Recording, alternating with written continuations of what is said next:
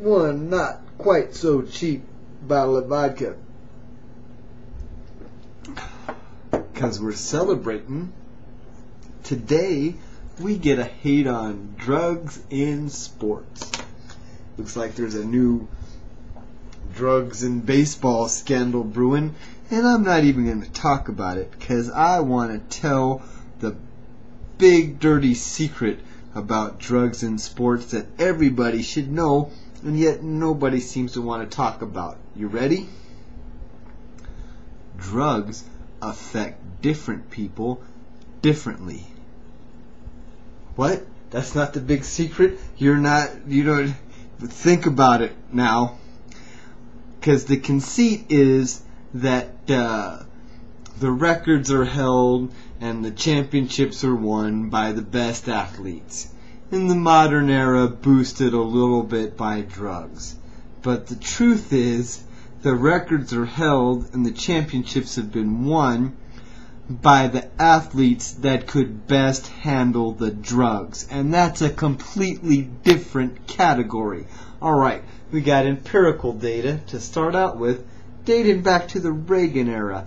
Because when the Berlin Wall fell, we got to look at the East German Olympic records, program records, and the East German sports scientists decided that there was a 3% difference in performance between first and last place in a typical Olympic event.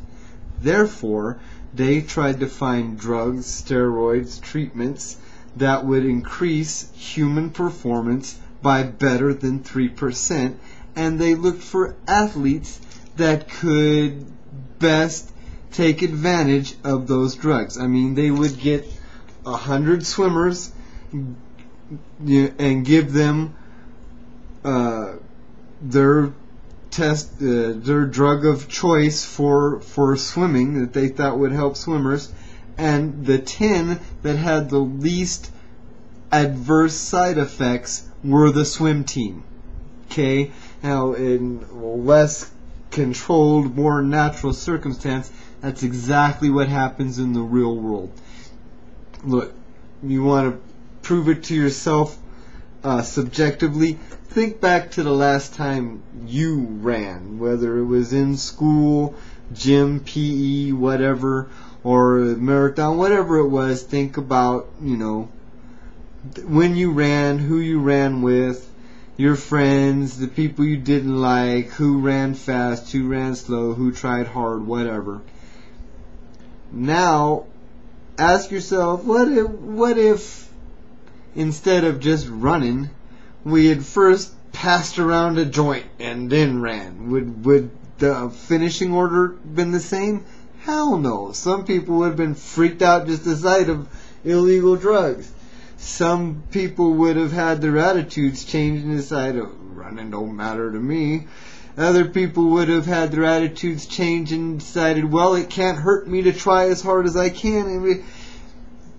It doesn't matter what the drug is, really. Well, maybe aspirin or some over-the-counter pain reliever, but just about anything else, you give it to a group of people, they're going to have different reactions. In the modern era, no professional sport is really about who can run the fastest, who can jump the highest, who can propel the ball the farthest. They're about which athletes react best to the drugs.